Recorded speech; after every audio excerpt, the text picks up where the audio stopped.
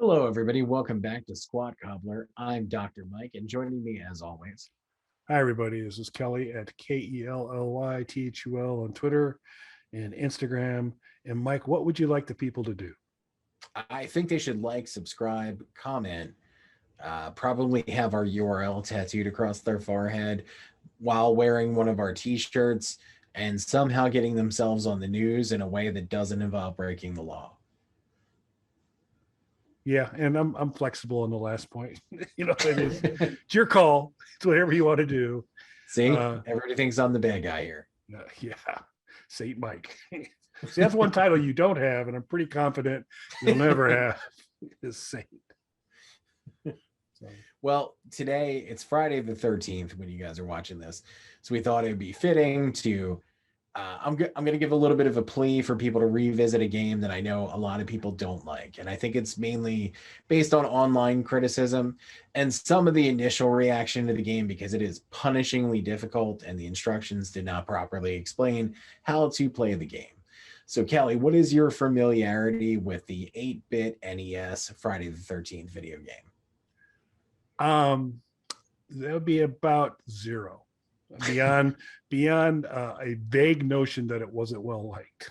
I got Okay. that. All right. So I guess I probably should have started with a slightly wider net there. What's your familiarity with the film franchise? So above zero. So doing much better there. I do not believe I have seen every version or every sequel of all Friday 13th, but certainly the original I enjoyed. Jason X. The space one? Yeah. Yep. That one I kind of liked a lot. Just it was bad, but I liked it. And a couple kind of in between there. So those are there. Certainly familiar with the overall premise of the Friday 13th movie. Very familiar with the original and the second one, probably, and then the space. Okay. One. That's not bad. I don't own any props from it. I do. Yeah. I own a piece of the talk from the original film. I have tons of Friday 13th merchandise all over the house, from mask replicas to figures to just anything you can imagine. My most recent Friday 13th acquisition was Tom Savini, who did the special effects. I got a Jason like half mask, like a PPE mask from him, autographed by him. Nice. So painted by him and all that good stuff. So that was the most recent addition to the Friday 13th collection, which is gigantic. There's Friday 13th stuff everywhere. Everywhere, Corey Feldman. Everywhere. Anyway. So I'm a big Jason the character fan. What's weird though is for the amount of merchandise that I have, it's really not my favorite franchise, the films themselves. I do enjoy them, but there's a lot of other sort of 80s tentpole slasher franchises that I enjoy more, like Friday 13th, or I'm sorry, more than Friday 13th, I would say Halloween or even Nightmare on Elm Street, things like that I actually enjoy more. But I do think that Jason aesthetically is my favorite character. Yeah. From all that. And for anybody who's watching these kinds of movies, it's also honestly thinking about it, it is the easiest to get into and follow the films because the films, they're the most simple, I'll put it that way. Like these are not complex movies, but there's actual continuity between them, as minimal as it is, and that actually works in its favor. The simplistic storylines move you along from movie to movie with just tenuous connections between them, just enough that there's a forward momentum, as slow as it is, in the pacing of the films. Whereas like I absolutely love the Halloween movies. That is a dumpster fire. It's difficult to explain. If you watched all the Halloween movies back to back in a weekend, you would have a hard time explaining that storyline to somebody. Every movie vastly retcons huge portions of the story that came before it. One of the movies doesn't take place in the same world as all of the other movies. And right in the center of it, not to mention the fact that there are 3 movies that are just called Halloween, right in the center of it is a standalone trilogy of movies about witches. So, and still has Michael Myers in it and incest. And Michael Myers wears a different mask in one and goes on a date. That's a real thing that happens in one of the movies. Those movies are insane trying to follow those. So yeah, Friday the 13th is kind of dumbed down compared to a lot of the other movies, but it all makes sense when you watch it together. There's an actual continuity between them. So there is something to be said for that. It's simple, but it's fun.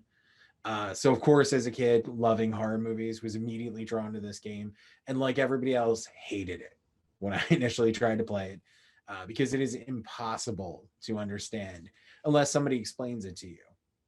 Now, with the beautiful invention of the internet, anybody can go online and read proper instructions written by fans of the game that explain to you how to play the game. It doesn't make it easier. The game is still punishingly difficult, as a lot of those early NES games were, but it is a fun experience, and it does a lot of really cool things that NES games at the time didn't do. It has kind of an open world feel to it, even though you do have objectives. Where you go and the path you take is entirely up to you. It pulls a lot of things from the movies. You also get a lot of different scenery. So you're in and out of cabins, the perspective changes. You can go into boats and, paddle up the river and fight different things. You can go into the woods. There's a cave you can explore. So there's a lot of different scenery. There's a lot of different gaming mechanic, gameplay elements that make it a really fun game if you actually know how to play it. I think, though, it gets a bad rap because it's so difficult, and if nobody explains it to you, you have no idea what you're doing. It's also published by LJN, who had a really bad reputation. LJN was a toy company that started publishing video games that they didn't actually make. They would hire other companies to make games for properties that they got the license to. So there is a vast array of quality within that. A lot of them bad because they were just outsourced for people to slap together games really quickly. But I implore everybody, it's Friday the 13th, go legally pick up a ROM of this and enjoy the game. It's also the best looking version of Jason. And here's what's most interesting about this to me. As many people as there are who still hate this game, this look of Jason has become incredibly popular, which is the purple outfit and blue mask. It's so popular now that was carried over to the current Friday the 13th games as like an unlockable skin for the character. And there's all kinds of merchandise based around that look of the character. So it's what popularized that. Fun trivia fact for everybody, though. They did create that look for the Nintendo game, which most people think they did. People thought that was just some weird thing with the Nintendo color palette. That's actually from a Japanese poster. So if you've never seen Japanese movie posters, they're interesting. They often look like they were made by people who had some vague understanding of what was in the movie and then just made up whatever they wanted. So there is a Friday the 13th Part 3 poster that was only released in Japan where Jason has purple overalls and a blue mask. So that is where that comes from. So that is canonical, but this is what popularized it. But yeah, seriously, go look up Japanese movie posters. They're crazy. Okay. I will do that after I check my Super Console X to see. I'm pretty sure I've got to have Friday the 13th sitting on that one, but we'll double check. It's a common one, and you do see there is more and more. There are people who are coming to the defense of the game, like I am now, and I think it's just again, if you had the game when it came out and you tried to read the instructions, it's nonsense. It just kind of explains the plot of the movie to you. It doesn't really explain how to play the game, so you're just kind of wandering aimlessly until you get killed, unless you know what you're supposed to be doing. Gotcha. Okay. Well, I think maybe I'll give it an initial spin with no education, recognizing what's going to happen.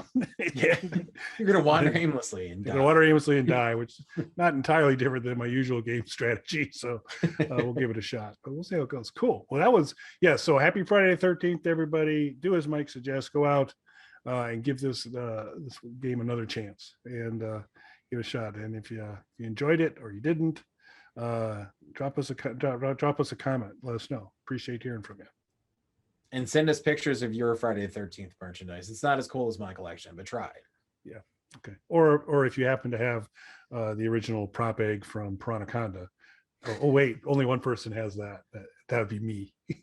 So yeah, we could do that. So on that note, I think that's the first Piranaconda Panda Egg mentioned I've gotten in some time. So Yeah, it's been a while. yes, it has. All right. Well, still have it. Thanks for watching, folks. Thanks, everybody.